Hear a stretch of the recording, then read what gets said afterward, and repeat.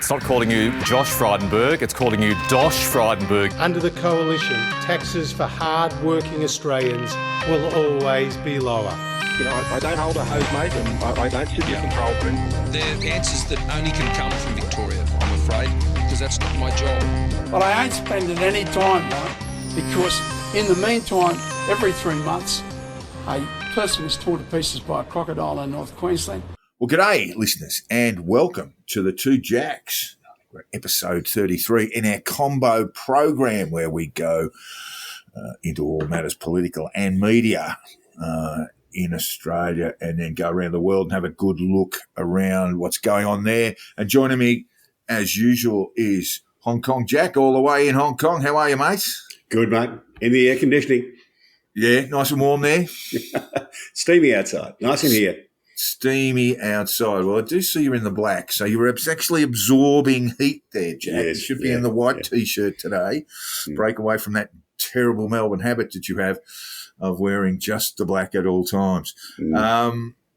Let's start with Australia today, Jack. There's the Lehrmann-Higgins saga. We can call it a saga now, can't we, Jack? Because it's been going on for a long time. Yeah. It's Tolkien-esque. There is now considerable pressure on the Finance Minister, Katy Gallagher, over whether she misled the Parliament, misled the Senate, in questioning the then Minister for Defence, Linda Reynolds. Jack, what sort of trouble is Katy in, and can she survive it? Oh, she can survive it for sure. Her head is not going to roll for this. It's going to be very embarrassing and there'll be some skin off, but she's going to survive. I'd suggest to you that she's going to survive because she asked a question while she was in opposition. So she is not, if she had misled the Parliament. As a minister, you mean?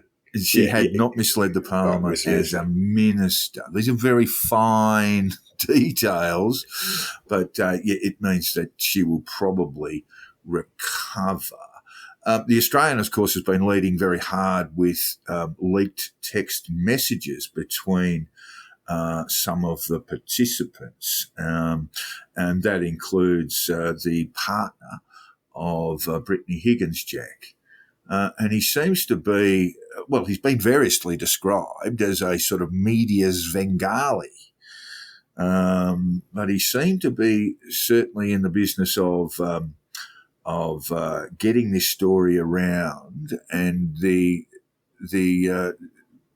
with a real, it seems like a real desire that he shared with Brittany Higgins to embarrass Scott Morrison in particular and the Morrison government. It looks a lot like he's running a campaign against the then Liberal government, and how much she'll agree with that, it's hard to say. But look, a lot of people are going to come out of this pretty badly. Lisa Wilkinson is scrambling around, gathering the remnants of her reputation around her. Gallagher's in trouble. Wong has suffered some blows, and Scott Morrison comes out of it even worse than he already was. Well, yeah, that brings me to the piece in the Australian on the weekend about Fiona Brown, who was then, she had been with the PMO, the Prime Minister's office, and she'd been seconded out to Brittany Higgins' office. To Linda Reynolds was the minister, yeah. What did I say? Yeah, Linda Reynolds' office, yes, that's right. And it just seems to me that she was hung out to dry, Jack. She was thrown out of the bus, to mix our metaphors beautifully. She was just expendable. She was indeed. And it would seem that if we're talking about misleading Parliament, it would seem that Morrison is the one that did some misleading while he was Prime Minister. He said that he'd had a conversation with Fiona Brown in the Parliament, but he had not. And then he walked up to Fiona Brown shortly thereafter and said, "We've had a conversation, haven't we?" Pretty much. Mm. Yeah. So what happens, Jack? Where is this all going to go? There will be an entertaining stoush for a few days this week, and I think this week is the last sitting week of Parliament for a while. You've got 2 weeks. 2 weeks. 2 weeks to go. There will be a fair bit of argy-bargy for a few days over this, and it will go away. But it's just a reminder of the chance in politics. I got sent a quote this week from Benjamin Disraeli, the former British Prime Minister, And he said there is no gambling like politics, nothing in which the power of circumstance is more evident.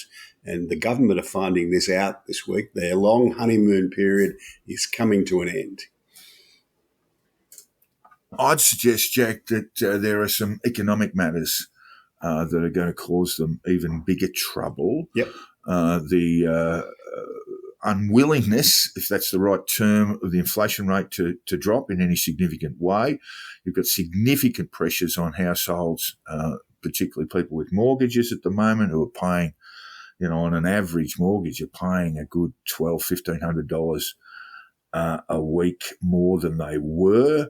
And so we've got households who are sort of calling upon dwindling savings, and unless they can slay the dragon of inflation, and that inflation rate starts to come down to a more reasonable 3%, I think there are going to be big problems for the government going forward. Yeah, inflation's a bit like a bad dog. You've got to stare it down. Yeah, indeed. All right. I just wanted to get back to. I mean, we're talking about the Lim and Higgins saga as if it's a political controversy, which it is. But we're also dealing with the subject of what is alleged to be a sexual assault that occurred in the federal parliament, Jack. So it's a very serious matter. And are we losing sight of that? I think there's an element of that. People have been playing politics about this from the very beginning, from before charges were ever laid, and they will continue. Just one thing I'd say about Katy Gallagher, she's in trouble when they start trotting out the good person defence. When the Prime Minister, the Deputy Prime Minister, the Treasurer, Jason Clare, they're all coming out and saying, look, she's a really good person, not addressing the substance of the allegation, but saying she's a good person. That's you're in trouble when they're running that one for you.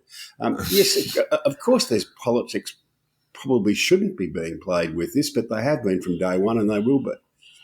Right. Well, of course, there's a payment. There was a payment that was authorised by the Department of Finance when Labor was in government, and the processes of that seem a little bit murky. I noticed Malcolm Farr tweeted. Was that a tweet from Farr? It is a tweet from Farr. Yeah, Malcolm Farr, a veteran journalist, Malcolm, and a lovely bloke with News Corp, now retired. He tweeted up, "There is a case for public release of the amount and reasons behind compensation to B. Higgins, just as there is for full disclosure of the reasons for and Liberal ministers involved in the $500,000 payout to former TUD staffer Rachel Miller." And that obviously relates to Miller's affair with Alan Tudge. She was the media staffer at the time. And or more precisely, the end of her employment with Alan Tudge. Indeed. And she was paid a significant amount of money. I think the money that was paid for that was released. Gallagher says that she's had nothing to do with that process, but it was very, very closed. Linda Reynolds was told that she would not be allowed to give evidence or to sit in on that process. It was a one-day mediation that took the Higgins case. It was a one-day mediation that took place before a writ or summons had even been issued. There was no statement of claim. So that's unusual. It's certainly unusual for the Commonwealth to negotiate with that sort of haste, I can tell you, having sat across the table from them for years. Yes. Normally operates at glacial speed. And so there are probably questions to answer as to who authorised what and when, as there would be, I think, in the Miller case, the same questions, who authorised what and when. But I suspect no one's going to have no one's going to be mustard keen to expose that process. Well, is this going to be knackered, Jack? That will it go to the National Anti-Corruption Commission, which starts not sittings, but starts basically its creation it will be established in about 3 weeks' time on the 1st of July. Yeah. Well, the history of starting crime commissions in Australia is that you don't know what's going to happen, who they're going to bite first. If you ask the New South Wales Liberals, they brought in ICAC and it's since brought down 3 fairly good premiers of New South Wales. Well, knocked off Liberals. The first. The bloke who created it, Jack. The bloke who created it came back and bit him within a few months. And just a nice old bite too. Yeah. And there's every chance that this could happen again. And I've had a look at the act setting up the National Crime Commission, and I've got to say the definition of corruption allows a fair bit of scope for judicial lawmaking. It's a bit vague in my view. Larger point, Jack. Should politicians be referring matters to the NACC? So that would basically, we talk this, the word weaponisation has fallen into the lexicon in regard to this saga a fair bit. But should politicians be able to refer to the NACC? I've got no problem with who refers to the NACC. I've just got a problem with how they tend to operate, All right. Well, I do have a few concerns about politicians using the NACC as a political weapon. I would think that some of the conversations that go on in the parliament between opposition leaders and government leaders would be if you want to open up this, then we'll open up that. Mm. And then it becomes not an anti-corruption body, it just becomes a vehicle for weaponising political dissonance, Well, I think a lot of stuff happens in politics that shouldn't go before the National Crimes Commission because there are political solutions to that. You either lose your support in the House or you get voted out in an election. It's not up to another body to determine who's been right or wrong. That's the problem, not who actually refers it, but it's the sort of things it's dealing with. Well, I'd suggest too, Jack, that if we are going to go down this path, then the NACC is going to be very, very busy. A referral doesn't mean an investigation, but a referral will mean that at least the NACC has to look at it, examine and determine whether it's going to be the subject of further investigation and to that end lead to public hearings. I'd suggest there's a fair swag of stuff from the Morrison government that should be heard by the NACC. So who should be referring it? Well, I don't think it should go to the NACC. Can you? You could do it, couldn't you? Yeah, well, I think anybody can refer to it. I think anybody can, that's right. But of course, the Commission's got to then say, well, we'll pick this up and investigate it. They don't have to investigate everything that's referred. No, I think they've got to go through certain steps. I mean, I'm talking about the ICAC now in New South Wales, and I know a particular person in my part of the world has referred some local government matters to the ICAC, and that doesn't mean that it goes any further than the ICAC saying, well, look, we've had a cursory glance at this and there doesn't seem to be anything really of an issue, so we're not going to raise this. Look, it's going to be very, very interesting to see how that NACC sits. And I'm not talking necessarily about the Higgins-Lehrmann saga, but just how it will conduct. What will be the first cab off the rank, Jack? What would you think? Well, I've got no idea, but just remember the example of Nick Griner. And if you remember back what that case was about was he had a situation where he had a very narrow, I think it was a hung parliament. It was a hung parliament. He's minority government. And he got an indie. He got an indie who he offered an excellent job to, so he could have a by-election and win the seat. Technically corrupt, Jack. That's not corrupt. That's just that was politics. Technically corrupt, according to Ian Temby, who was then head of the ICAC. Yeah. And then that was in turn overturned. That finding was overturned in the Supreme Court. Well, we can expect the same sort of farce to go on with the National Crime Commission because it was a bad idea and the legislation is pretty terrible. That's my view anyway. All right. Well, I just want to say, Jack, how would Jabioki Peterson find or come across a finding of technical corruption? He'd consider that to be weak, technically corrupt. Yeah. No, that's just nothing. We make people disappear. Well, the problem with these modern crime commissions is that they're not looking to catch people with getting brown paper bags in their office. They're looking to pick apart political decisions that people make and call them corrupt.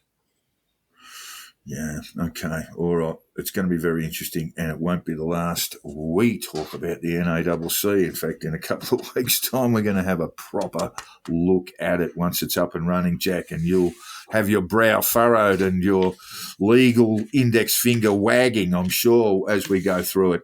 Now, The Voice, Jack, this is a constant in our podcast. I did see Noel Pearson come out with a bit of a mea culpa. So he's been going too hard. And because he goes a bit hard, doesn't he? That's his natural instinct. Yeah, well, he's the old-fashioned halfback flanker who, coat hangers blokes and, gives him a whack behind the ear every 3 minutes. Spray. He's a very good man with a spray. Yeah.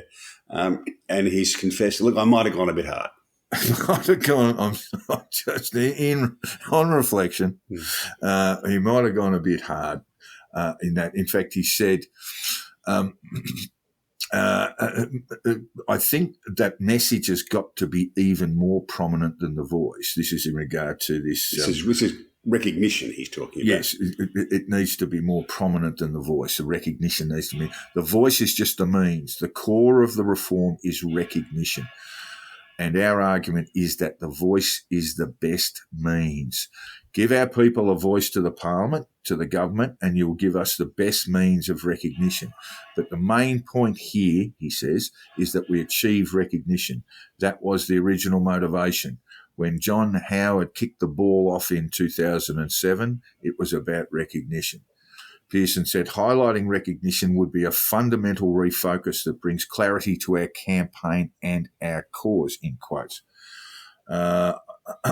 He said he had erred in engaging in multiple verbal stoushes, saying the movement's most valuable asset was its unifying essence and, quote, people like me need to realise we can't be drawn by our opponents into obscuring that promise. I think that's a mistake I personally made, some of the fights and the frustrations about that, and so on. So there's going to be arguments, and Noel's sort of saying, well, I'm going to be a bit more tempered in my response at the moment. But that is a really important point that he talks about, the distinction between recognition and The Voice, or he says The Voice is the vehicle of recognition. Is that correct? If it was about recognition, I suspect the support polling would be about 80%.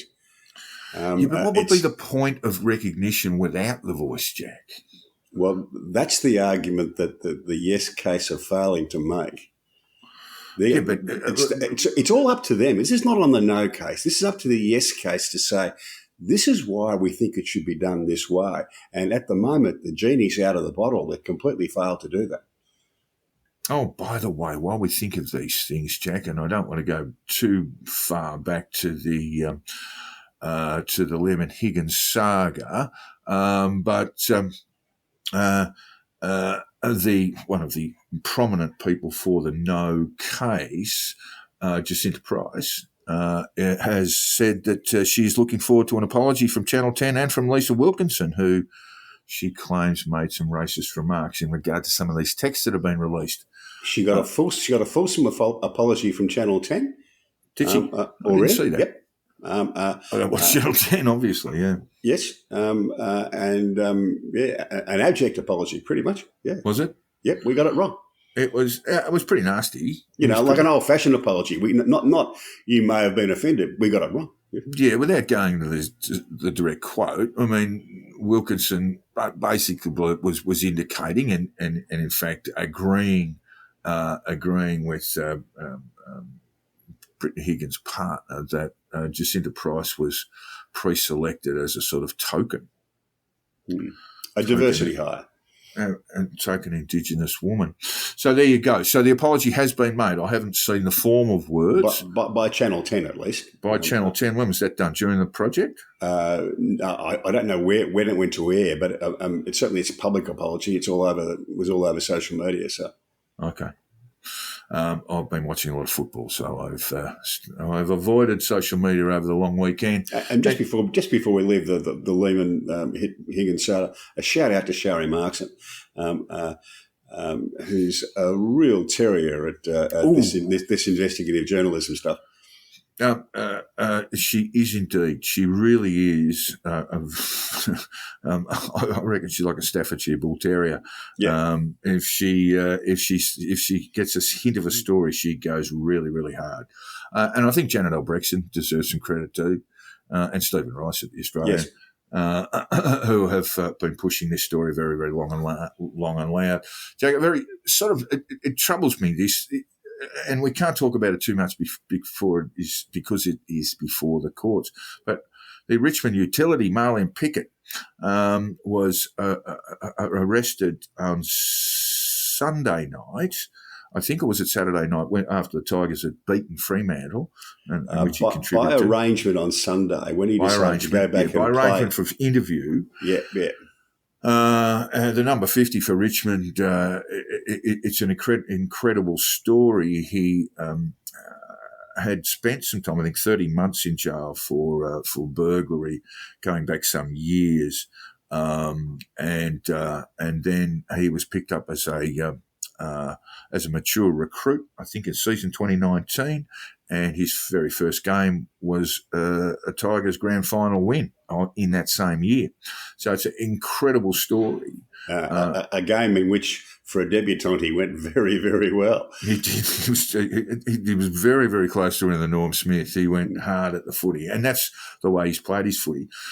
He's been charged with aggravated burglary as a result of the meeting he had arranged with Western Australian Police with aggravated burglary in regard to break-ins around industrial or commercial premises, safe breaks to the tune of about $380,000.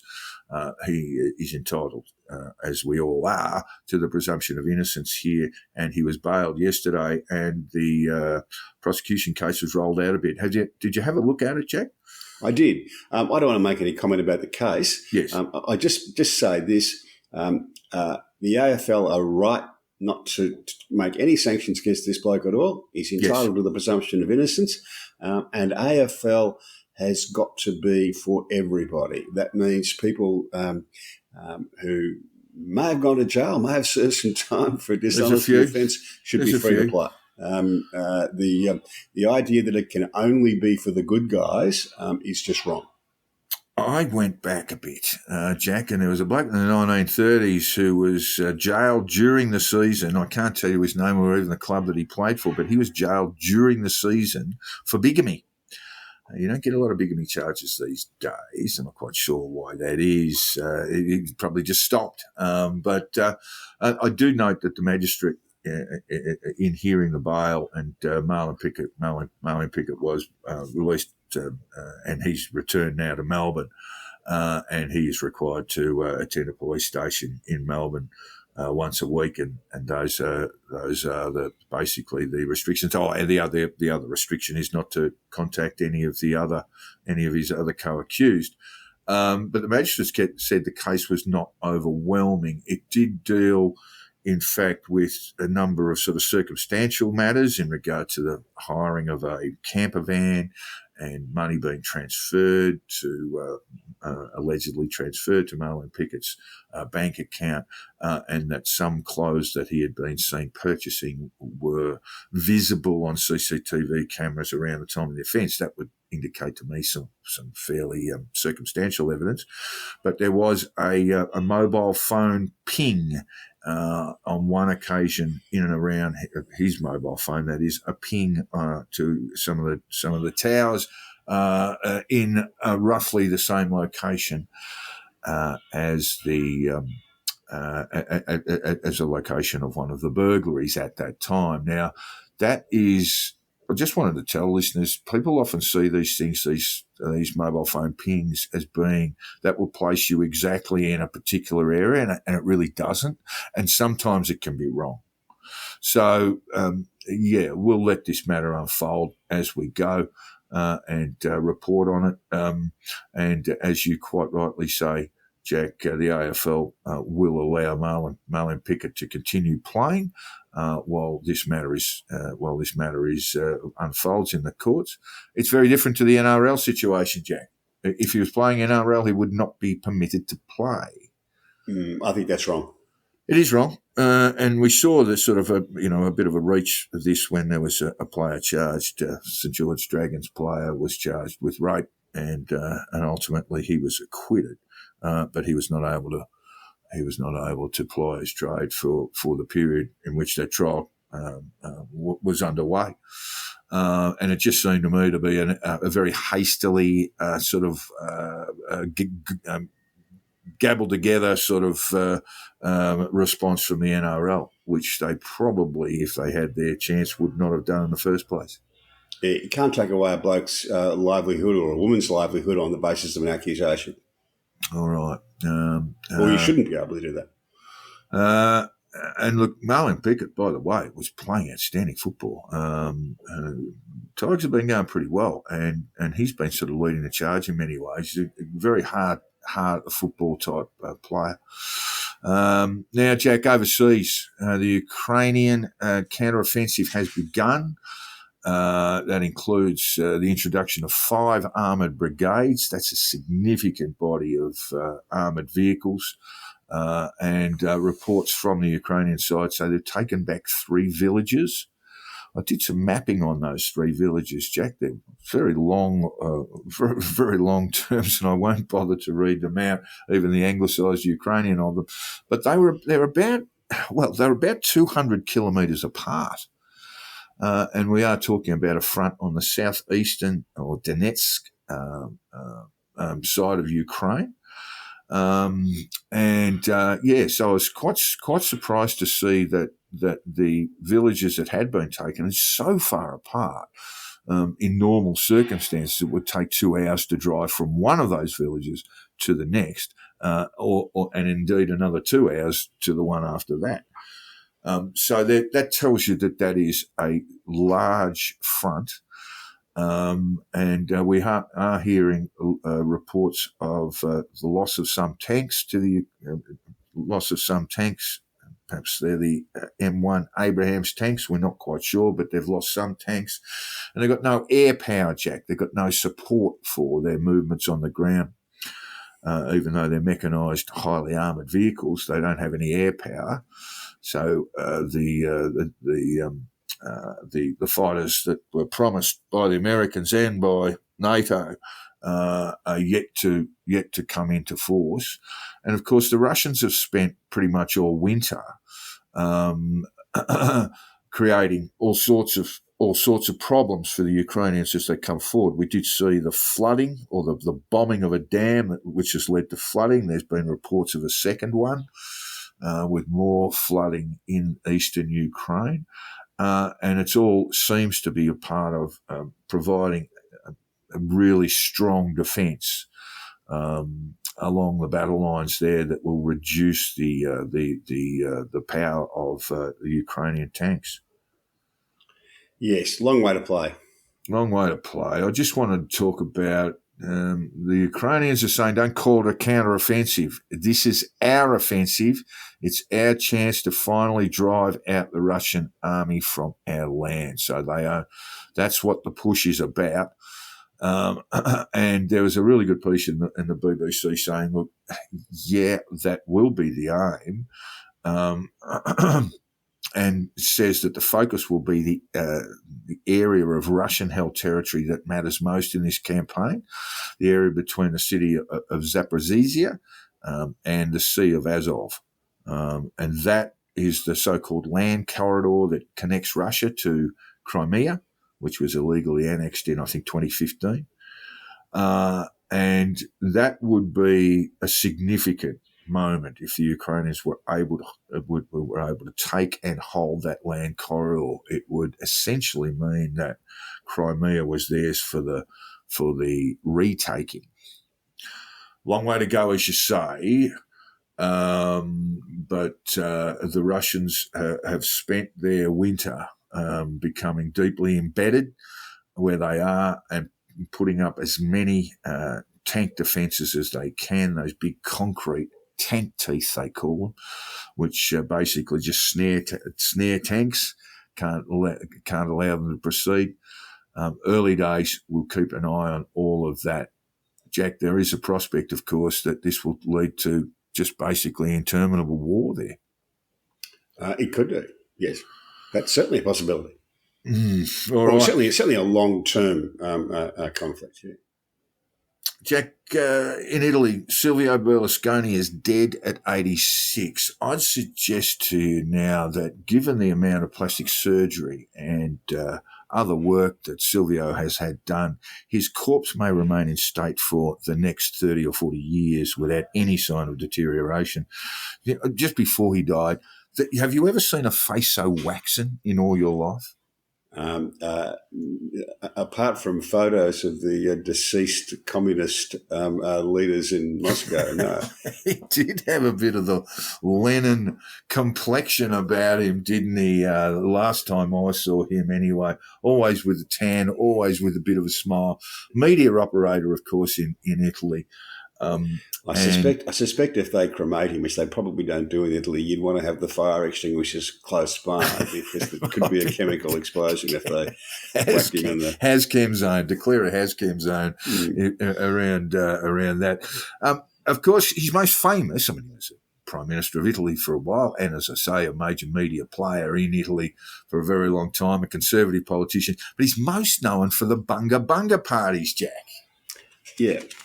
There was a lovely piece in the BBC again. During his lifetime, he had a string of spouses and partners. His second wife, Veronica Lario, divorced him in 2010 after accusing him of lying about his relationship with a teenager. But chief among the sex scandals that surrounded him was the saga of the notorious Bunga Bunga parties held at his villa near Milan. The erotic events came to light in 2010 when Berlusconi personally telephoned a police station seeking the release of a 17-year-old Moroccan girl, Karima El Maroug, who had been arrested in Milan on suspicion of jewel theft. The bid to spring her from jail, was successful, but in order to secure her freedom, Berlusconi wrongly told the police that she was a granddaughter or niece of Egypt's then president, Hosni Mubarak, and her arrest risked a diplomatic incident.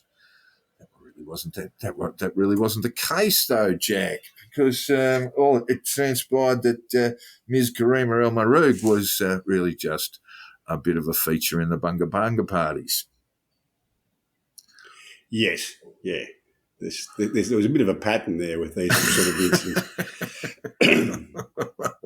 The Bunga Bunga parties, to be clear, were parties involving politicians and senior business figures at his villa and a host of young persons. Very young persons, Jack. Some of them not of adult age, including the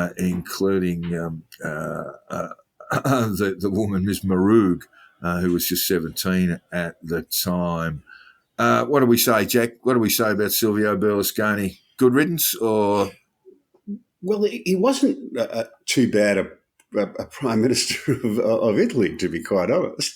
Well, he held the job for, I think it was only about 18 months before corruption, which is, in longevity terms for an Italian prime minister, not too bad. But it was basically a scandal that brought him down. He had a couple of goes at it. It's fair to say I wouldn't think he's the worst Italian prime minister they've had. Now, the current one's pretty good, but they've had a few shockers down the year. Well, they have reached a moment of stability. In fact, it was always, they were sort of laughing stock of the world in terms of democracy, that their governments would collapse neatly within about 6 months of them being created or voted in, and then coalitions falling apart. And then, of course, it was all compared to Australia when Australia had the loss of Rudd, Gillard, Abbott, Turnbull, Morrison, etc. We were considered to be less stable democratically, or our democracy was less stable than the Italians. Vale, Silvio Berlusconi. Jack, the big story, of course, in the US is that Trump has been indicted. Now, I've got to tell you, Jack, you didn't think this was going to go anywhere, but it has. I didn't think he'd be indicted. No. And have you read the indictment? I have. What do you think? Well, let me just go back to the New York indictment first. I thought the New York indictment was a lot of nonsense. This is much more serious. This is pretty serious, isn't it? Yeah, you're right. The New York indictment, even if he was found guilty, and that will be some time away, certainly not before the 2024 election. This one is likely to be late as well. But the New York stuff would never amounted, even if he was convicted, would never amount to a jail sentence. This stuff comes with pretty hefty jail sentences. And it would seem... I guess I would say it certainly seems serious, and the evidence looks okay, but this is an indictment and the defence has not been heard from yet. So I'm always cautious about jumping into sort of premature adjudication. But this is serious and substantive. It is indeed. And of course, he'll be arraigned later today, our time. We're recording on the 13th of January, which is a Tuesday, but of course, with time zone differences and so forth, Trump will be arraigned.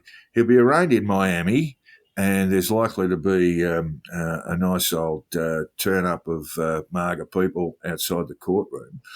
But I was reminded of due process and jury trials, Jack. You only really need one in Miami who thinks Trump's okay on the jury, and he gets off. Oh, there's no guarantee in my mind that he'll be convicted of these things. Bill Barr's been his Attorney General. Of course, they're no longer friends, it's fair to say.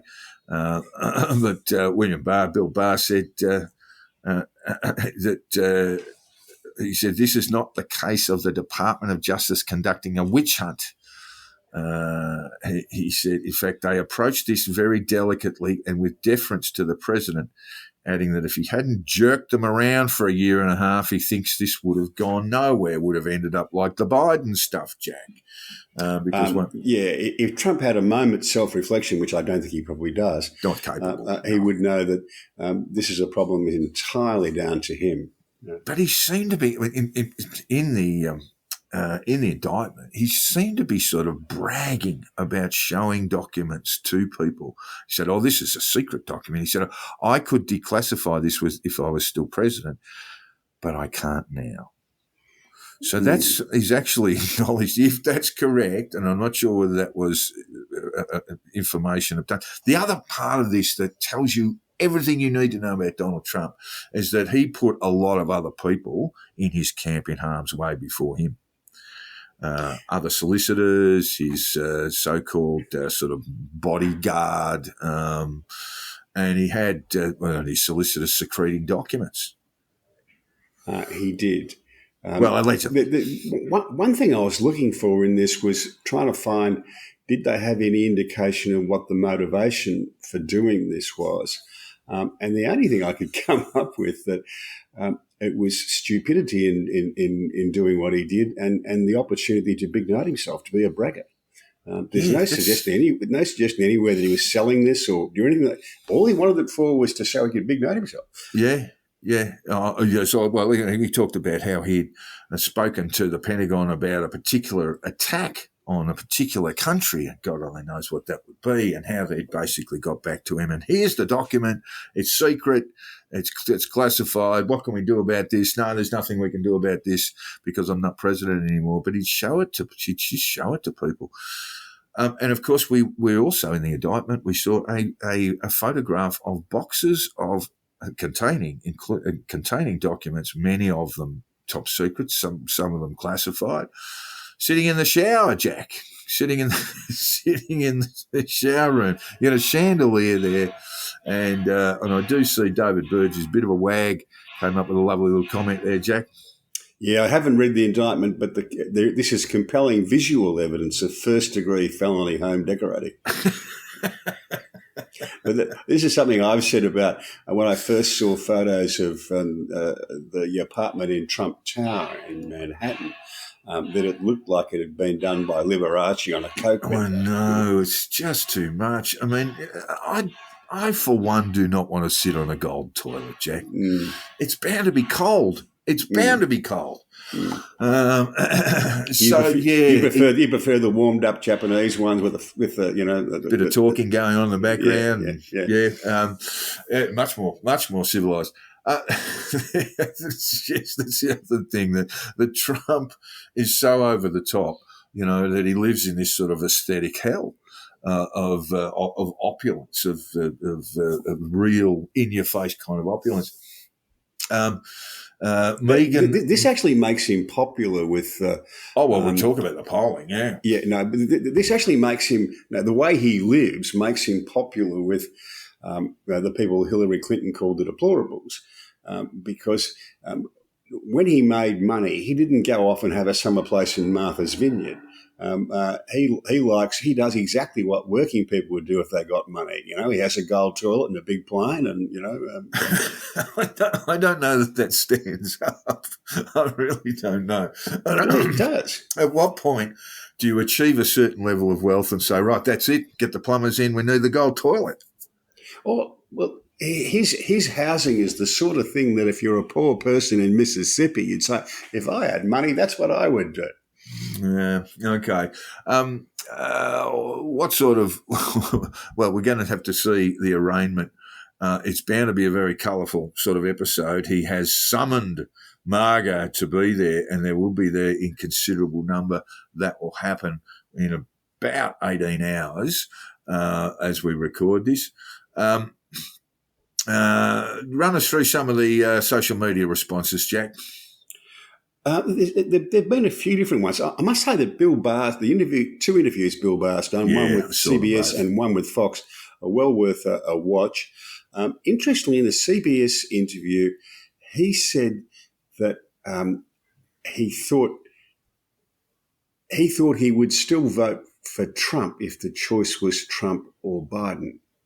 Right. That was Barr. Yeah, and Barr's never been a friend of Trump. He took the job as attorney. I don't think he's ever a friend. He took the job as Attorney General because it needed someone strong to be in there, and he was capable of doing it, and he was very good at it. But he said that he doesn't think either of them are fit to be president. But if he had a choice, he'd vote for the Republican. But if it came to that, if they were both there, he'd vote for the Republican. But this is from people who are Republicans, but not Trump people, I suppose. Never Trumpers. Yeah, no, they're not never Trumpers either, but they're a sort of, middle Republican middle people. Megan McArdle from the Washington Post. I guess it's possible that the case against Trump will fall apart in court. And even if he's obviously guilty, maybe the public will care less than I expect. Maybe he could eke it out in 2024. But the GOP could also just nominate someone else and not have to worry about any of that. Ooh, that'd be a bold move, Jack. Bold move, that one. And another comment that struck me was two things can be true at once.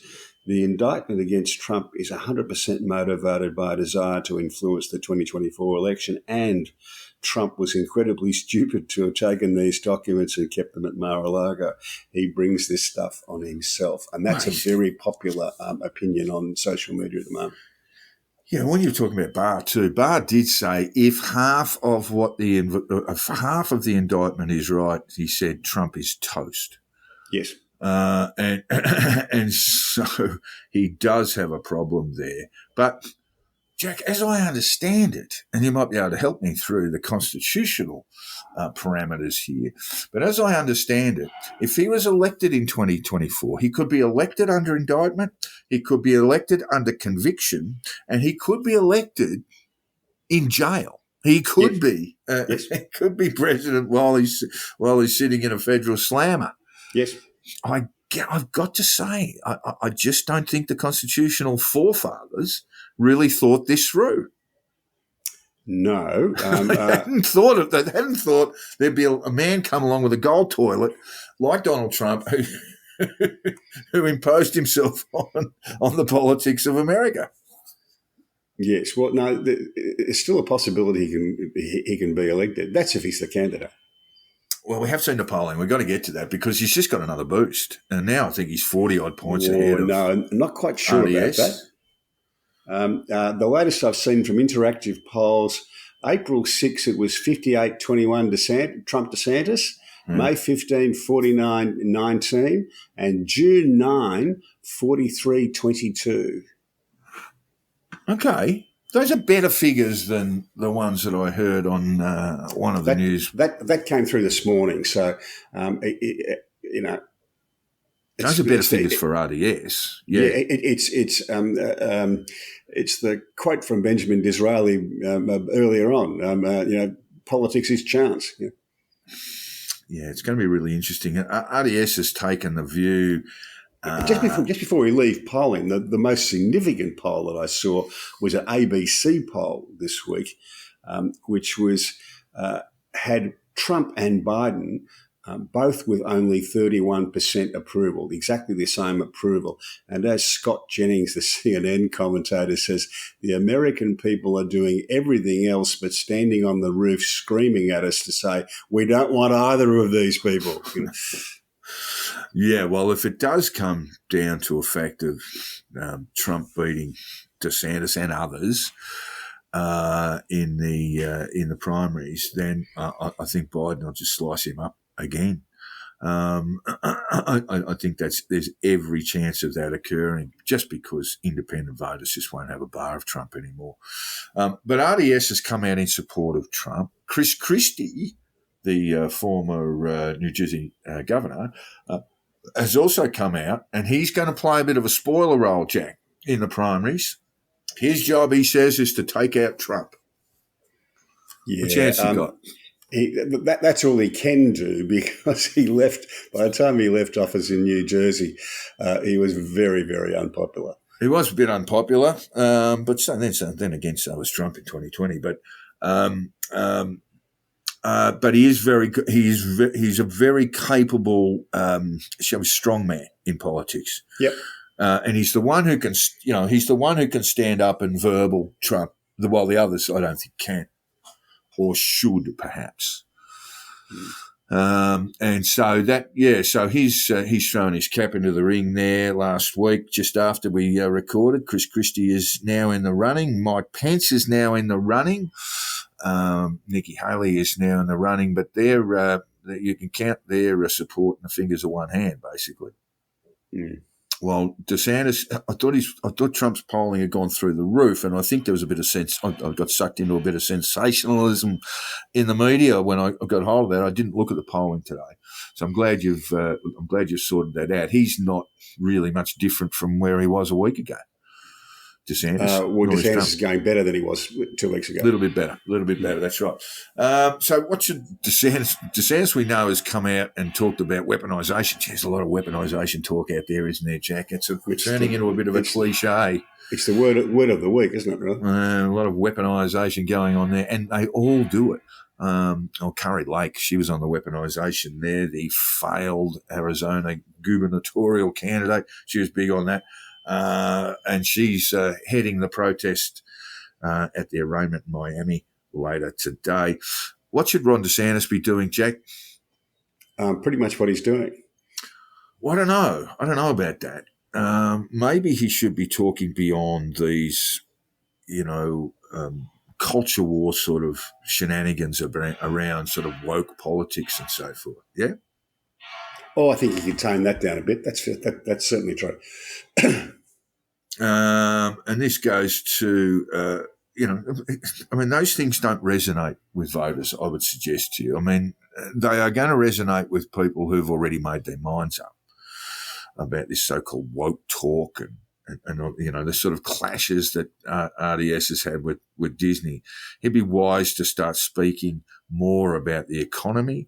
He'd be wise to be speaking about more national issues, about housing, and those sorts of things, So maybe this creates almost a perfect scenario for him, because Donald Trump will be out there screaming about how no one loves him or how he's being persecuted, and really offering American voters nothing more than a look in the rearview mirror, while RDS should be actually laying out a 4-year agenda as president. Yes.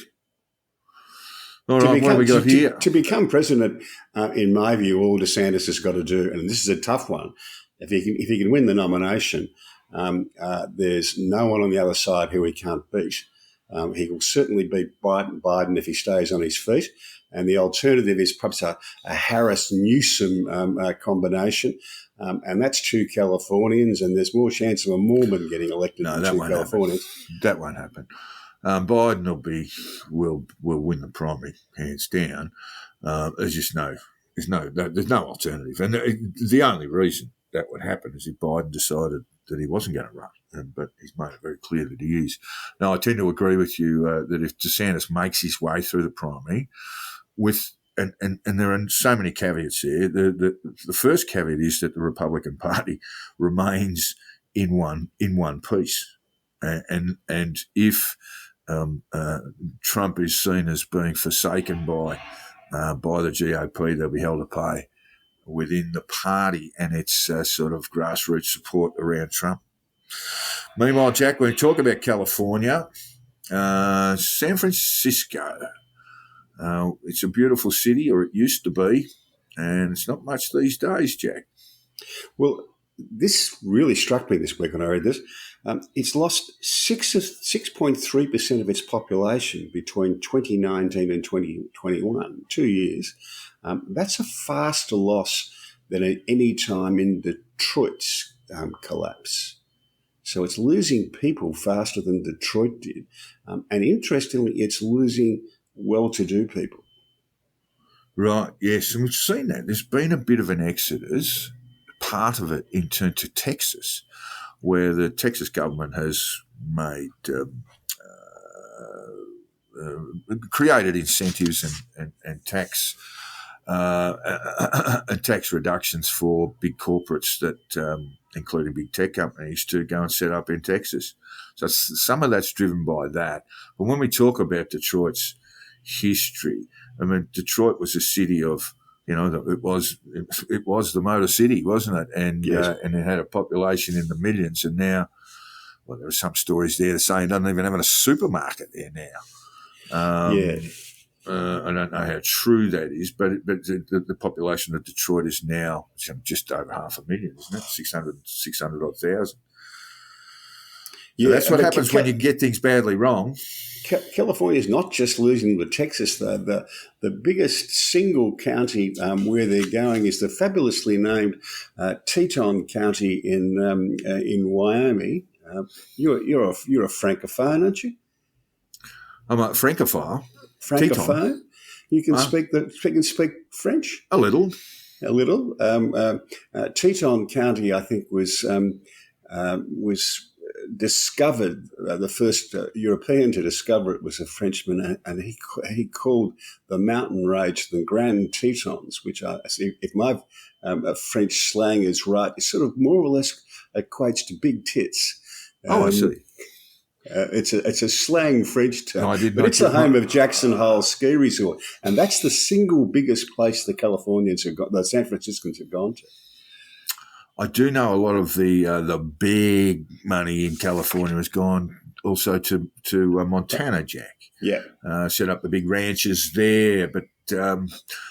So are we getting to the point where the last one in San Francisco turn the lights out, please? Well, the only people left will be the homeless people selling drugs to each other in the Tenderloin. You know? Yeah, well, keep the price of drugs down. All right, meanwhile, Jack, Boris Johnson has quit the Parliament. I read a piece, I've got to tell you, I don't know if you've read Greg Sheridan's piece that Trump and Boris Johnson had been poorly dealt with. But Boris Johnson has decided, it's his decision, to quit the parliament rather than face sanction from the Privileges Committee, Jack. Yeah, what he's done, this is a quaint bit of English history. He's applied for the Chiltern Hundreds, is the term that's used. An MP in the House of Commons cannot resign, but if he applies for and gets granted an office of profit under the Crown, he's removed from, so he sort of removes himself. So he applies for a no longer existent office called the Chiltern Hundreds. So he'll be gone from Parliament. Has he been unfairly dealt with? Oh, yeah, there's been a fair bit of politics played. Weaponisation, I think is the term we use here. His conservative foes, and people within his own party, have weaponised various allegations against him, including misleading the Parliament, which we talked about at the top of the show in our own Parliament. But, Jack, firstly, this will be, I think, the fourth by-election that he's brought on through the sort of the Johnson years, or the transition from Johnson to, what was her name? The Prime Minister for about Theresa May. Before that, after that. Oh, Liz Truss. Liz Truss, yeah, the Truss. They'll talk about the Truss weeks for years to come, Jack. And now Sunak. And so, Jack, what chance do the Tories have of winning the next election? And we're not too far away now. We're sort of getting towards about 18 months away. More to the point is, can Keir Starmer manage to lose from here? He would have to fall over. He would have to be found with photographs, wearing a bit of Nazi gear or something like that to be in real trouble, I reckon. One of the interesting aspects of this is that they have another quaint tradition in English politics, that a Prime Minister who resigns gets to submit a list of honours. Yeah. And both Liz Truss and Boris Johnson have gotten to do this, to submit to the House of Lords Committee a list of people who they think should be made lords or dames, or being given other honours. Now, I noticed this weekend that we in Australia had an honours list, and I did my usual thing. I really only read down as far as the H's, just in case. not you again. Missed out again. Just in case I never got the letter to advise me in advance. That's extraordinary. The honours stuff. I mean, it really means it, because you actually get to. I mean, not all of the awards, but if you are made a lord, you get to sit in the House of Lords. You do essentially become a senator. You're part of the House of Review. And you get a daily stipend when the House is sitting. And some of those, Jack, are major donors to the party, funnily enough. Yeah. Well, I was thinking as I was reading about this that our honours system in Australia is in much better shape than the British honours system. Look, the British system's been abused politically for 100 years or more. In fact, I think in the 1920s there was a new law brought in to stop this kind of payment for peerages. But whatever that, I can't think of the name of the law, but it hasn't worked terribly well, put it that way. And we still do have this business of people or patronage for money leading on to peerages. Meanwhile, Jack, slightly to the north of the UK, Nicola Sturgeon was, she had a collar felt, I suppose is the best way to put it. She was detained and questioned for a period of time over what she knew about a bit of money coming from the Scottish National Party, quite a lot of money going out one way that seems to have allegedly fallen into the hands of her husband. So it would appear. Yes. It was. It's interesting, isn't it? She retired. She resigned from as First Minister of Scotland because she was just exhausted. This seems to be the new. People used to resign to spend more time with their family. Now they all resign because they're exhausted. Whether it's Jacinda Ardern or Mark McGowan or whatever. It's an interesting phenomenon that. I know you're making light of it, but in this day and age, Jack, it may well be that our politicians just get exhausted Oh, I think they do. They do. It's a terrible job. quicker than they used to be. I mean, Menzies, I don't think he was ever exhausted. Kept lying to his party that he'd resign and then hung around. Yes, but he used to hop on. He didn't hop on the burner and go to the UK for the cricket. He hopped on a ship and spent 6 weeks, leisurely weeks getting. Send me a telegram if I'm needed. Yeah. Interestingly, Miss Sturgeon has never been a driver, and has been in her post-political career deciding to get a driver's license. Oh, and she posted on Twitter a photo of she'd done the preliminary test. You do the written test before you do the driving test, and she'd posted her results. A little bit of skiting to say that she'd gotten 100% on the multiple choice part, which of that. Pretty much everyone does, right? Yeah, well, that's right. She inadvertently had the bottom bit on it, and she only got 56 out of 75 for hazard perception. She didn't see this one coming, Jack. No, perhaps she didn't. Well, see it this seems one like she certainly hasn't been charged. The UK system's a little bit different to ours. You can be arrested. You can be arrested, but and I think that period of arrest remains in place, although she's free to move around, hasn't been charged with any offence. But that's kind of the way it goes for her. I suspect her husband is in more trouble than she is, but it's not a good look. Her fate is in the hands of the wonderfully named Procurator Fiscal, which is the Scottish term for the Director of Public Prosecutions. He'd be mean with a quid, wouldn't he? All right, the Unabomber checked out. I've got to say, Jack, we'll talk a little bit about the Unabomber, but I couldn't stop looking at the fact that the FBI actually took his cabin away where he lived sort of off-grid, etc., living the off-grid paradise life, and they reassembled it at Quantico. I couldn't stop looking at that photograph because there it was in the middle of a warehouse, just sitting there. So, of course, Unabomber died, and it seems likely that he might have died of suicide, Jack. And there's no evidence he knew Hillary Clinton at all. Well, of course, the Unabomber. Look, we shouldn't be laughing about him. He's a terrible bastard who caused a great deal of injury and upset and fear in the American community by sending out bombs. I think we have one dead and a number very seriously injured opening those packages. He hated the Industrial Revolution, Jack, didn't he? He hated the business of technology advances, didn't he? That was his thing. We must start this by saying he was a very gifted mathematician. Very talented, very, very bright fellow, yeah.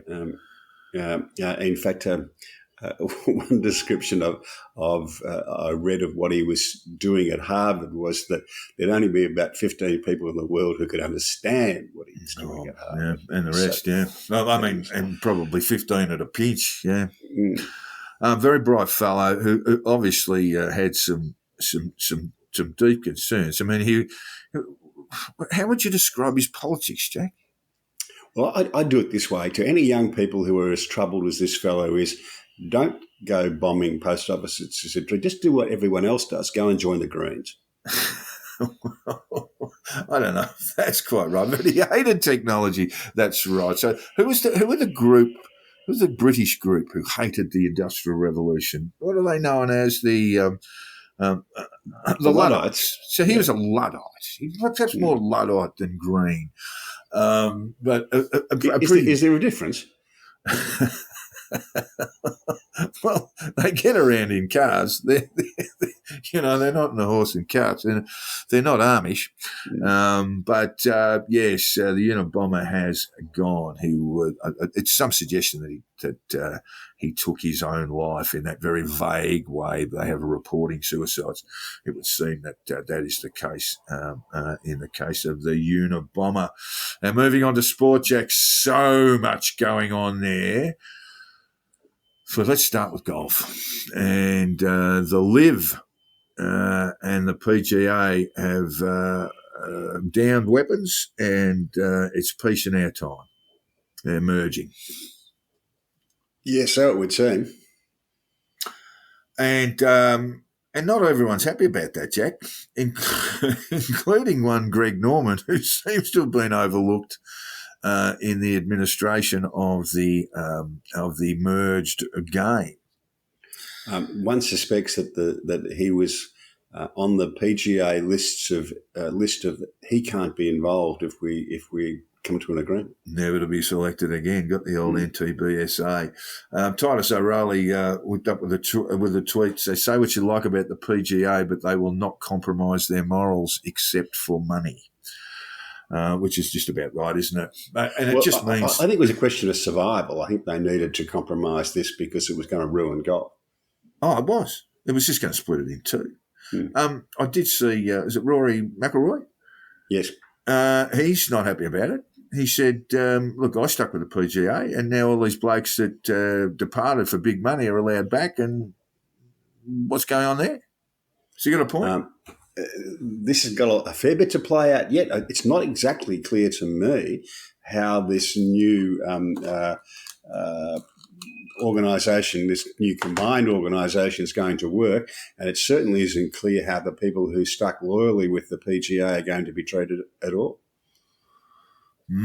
All right. Well, what we do know is it's going to have a lot of Saudi money, Jack. So the future of professional golf is pretty much assured along those lines. They are talking big numbers. Big dollars, yeah. Meanwhile, in the AFL, we had a wonderful game on the good weekend, on the King's birthday. I keep wanting to say Queens, and that clearly is wrong. But on the King's birthday, the traditional Collingwood-Melbourne clash. There have been some shockers over the years, with Melbourne being a bit weak throughout most of the 80s, 90s, etc. Terrific game yesterday. Did you see it? I did. Yeah, good game of footy, and one of those rare examples of Collingwood getting close but not getting the job done. It sort of confirmed what I thought, that Melbourne are probably the best side in it at the moment.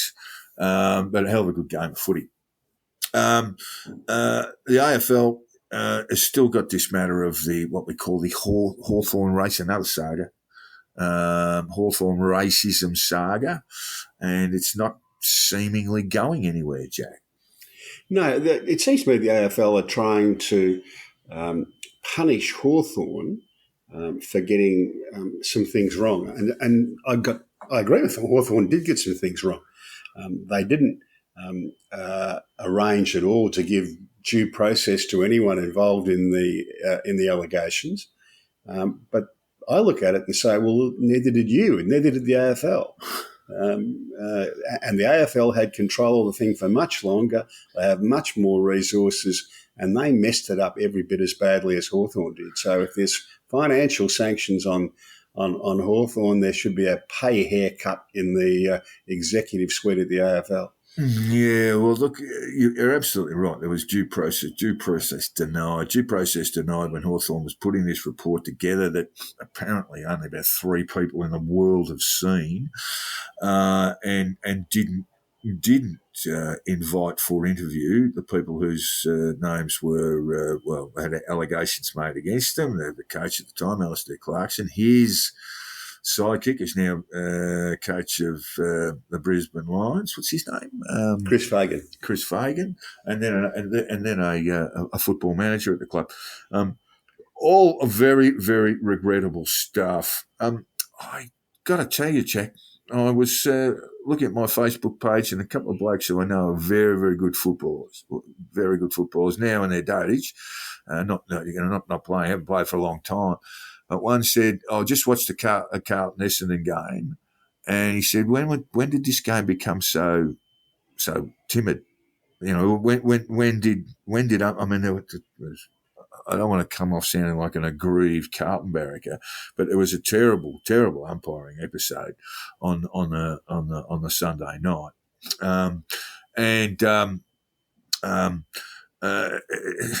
there is this sense that now you're just a touch on the player is a free kick if the game's not umpired well.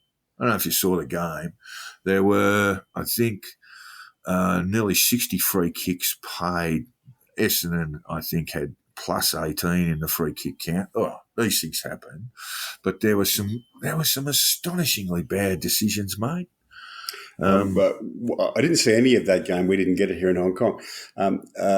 Was it the Thursday night game, the Swans and Saints, and a Swans player, Dan Butler, I think, was given an MRO for a tackle on the Lizard, Nick Blakey, and one of the former player noted this on social media.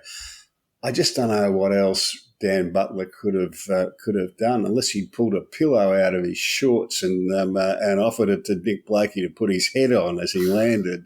There's nothing more he could have done. I saw the incident because, to be fair, Blakey was injured and had to come pretty much straight off the ground and substituted out. But it's been a very difficult time to watch sport at the moment because we're constantly flicking between the AFL and the cricket. But I did see that. And there is this sort of sense now, I know that there are issues around concussion, but we're not sort of talking about head contacts or anything like that. There just seems to be, sometimes I would think umpires are looking at situations where they're seeing things that just aren't there.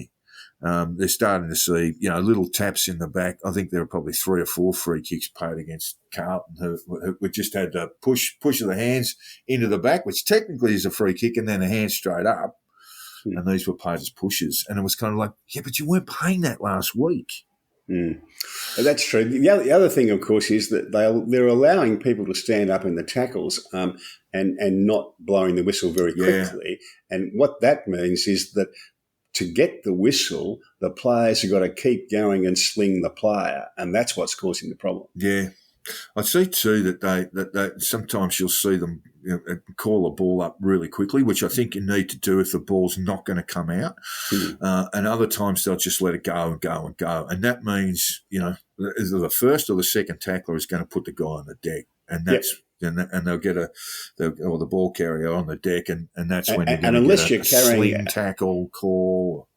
Unless you happen to have the pillow about your person, like the former player said, he's going to be put on the deck with some force, Yeah, well, look, we saw the sort of the good, bad, and the ugly about the AFL over the weekend, and a terrific game of footy between Collingwood and Melbourne. Enjoyed that immensely. Both sides will be there when the whips are cracking in September, Jack.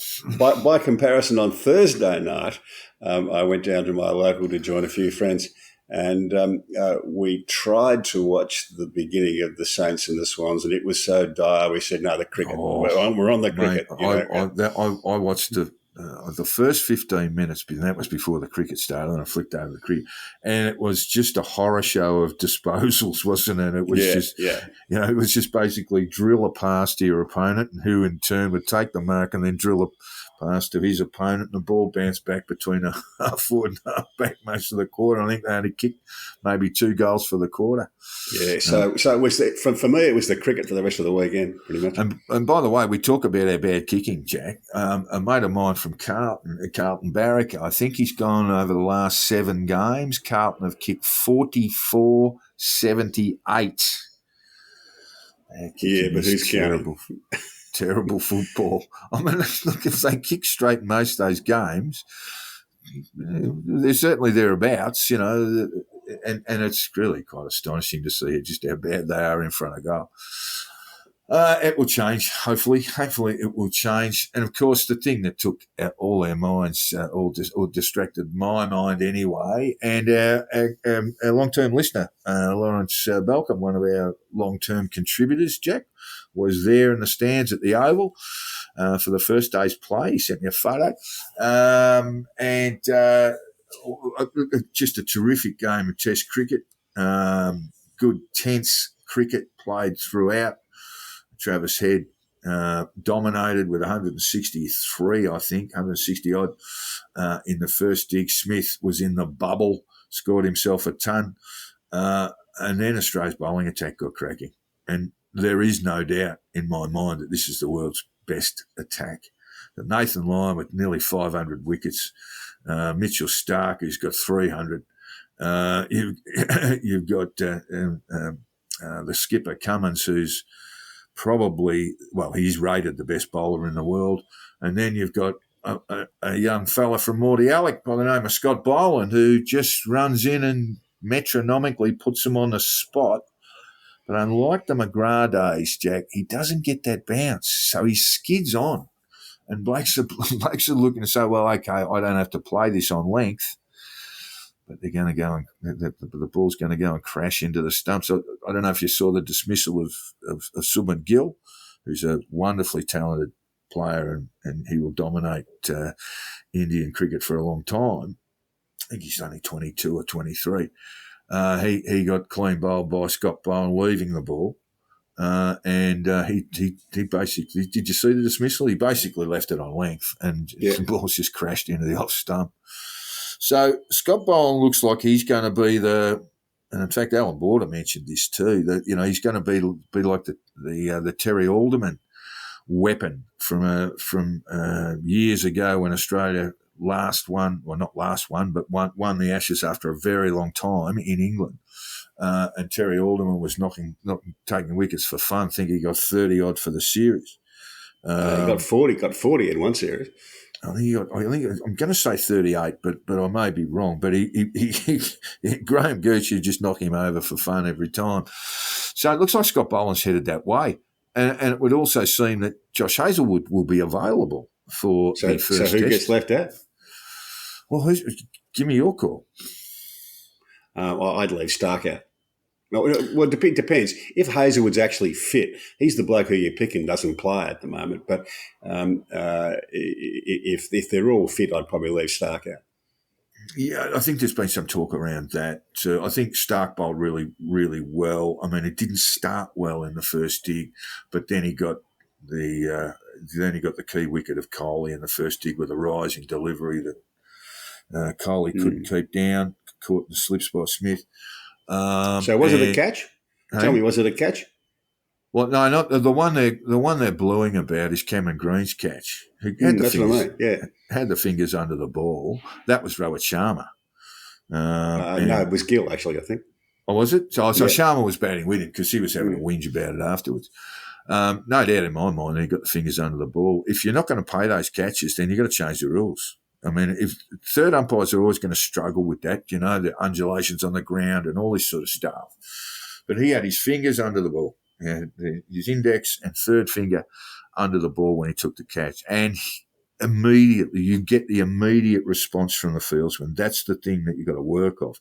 He's just gone ballistic straight away. Look at the great catch I've just taken.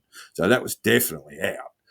I had a look at it, and Ricky Ponting walked us through it. He actually caught it about 6 inches above the ground, but the question is what happens next, because as after he caught it, his hands continued forward. It's a question of whether he dunked the ball on the ground. Well, the ball can hit the ground, but the ball in hand can hit the ground, provided he got fingers underneath it.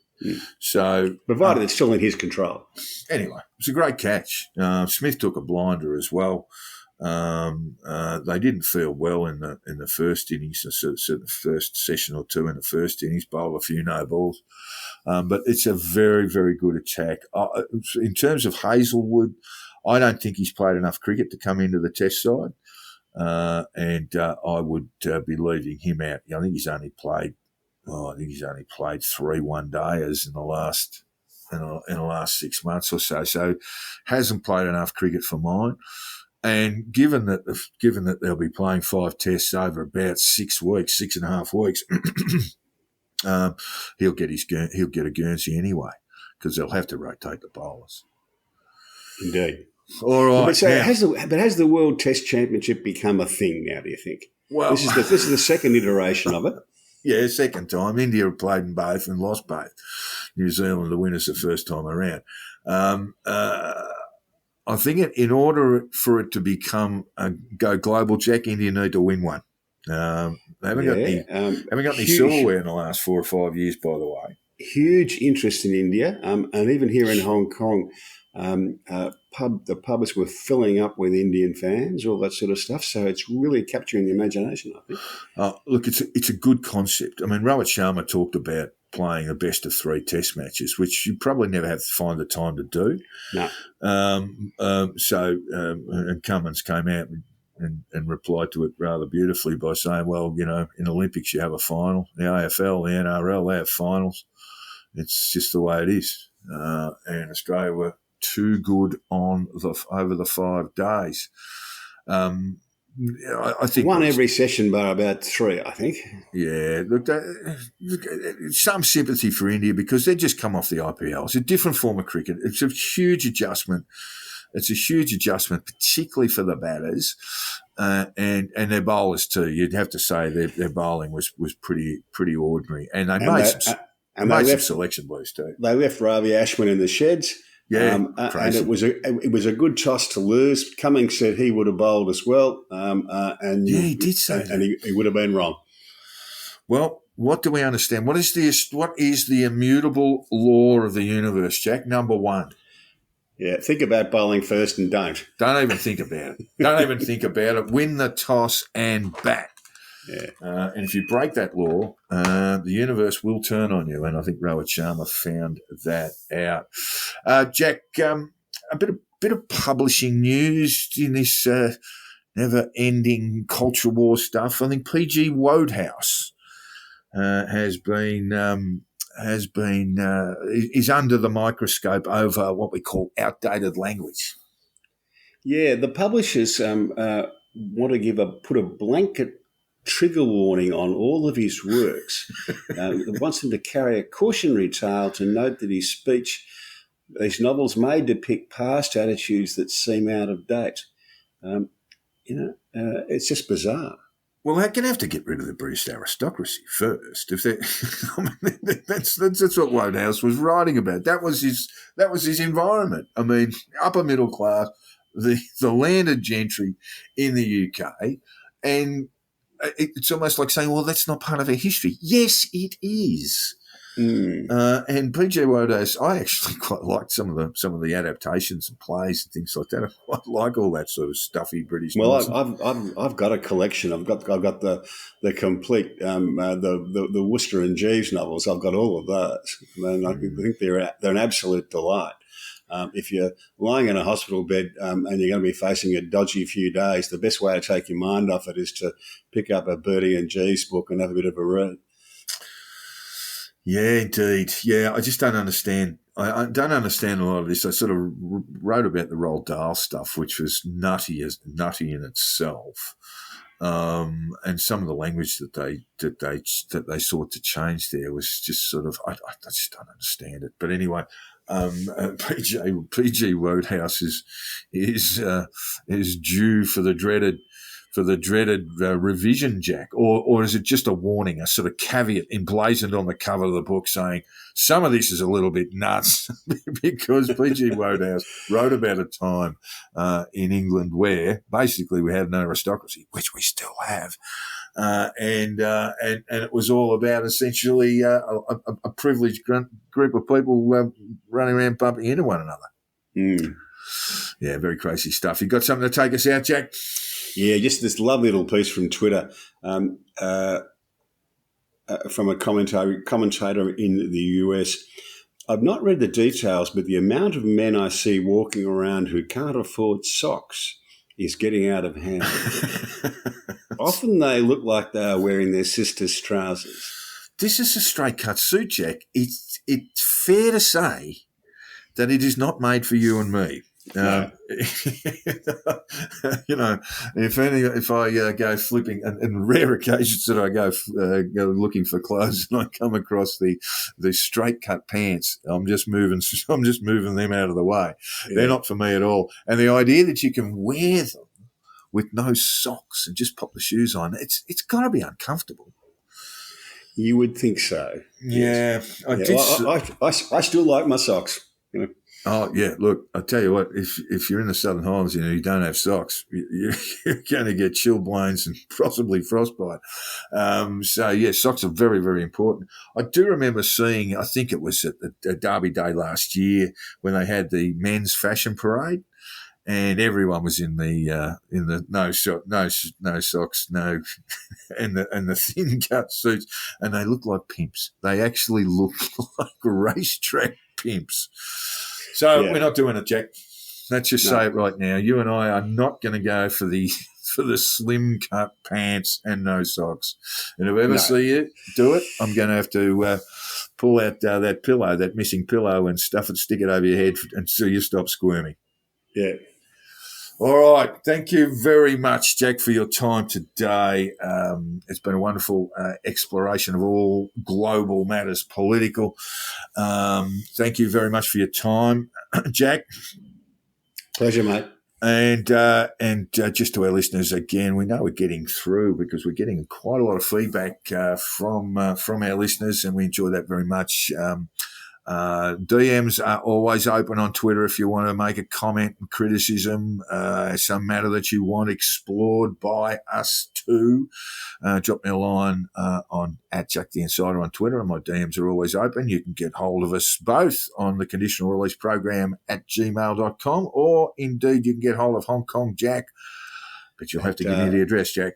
HongKongJack.substack.com. There you go, and we will respond, and you will make the show. And thank you very much again, listeners, for listening to us, putting up with our nonsense. And look, you can wear socks or not. We don't really care about that. It's just personally, it's a personal view that we will be wearing socks from now on. Thanks, listeners. I'll talk to you next week.